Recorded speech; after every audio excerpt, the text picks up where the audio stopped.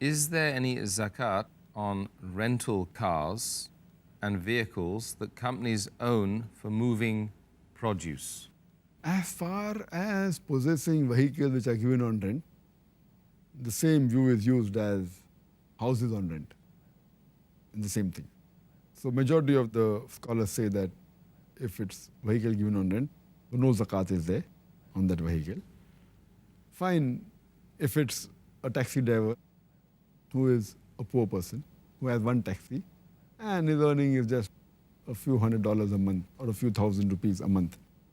But natural, if he pays zakat on the cost of the vehicle, on the taxi, it will be too much for him. So I agree that there should be no zakat on the cost of the vehicle. But on the other hand, if you have a person who owns a fleet of cars, maybe 1,000 cars, we have Hertz and these big companies who own thousands of cars. Now for them, that itself becomes an asset.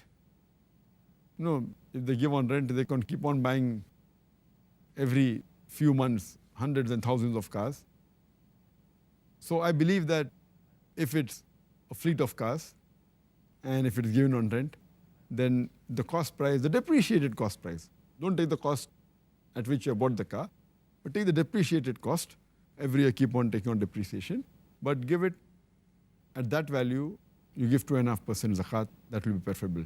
I agree more with those same group of scholars, Sheikh Kardawi, Ibn Aqil, Ibn al-Arabi, Sheikh Abu Zohra, Abdul Rahman, Al-Hassan, and all these group of scholars.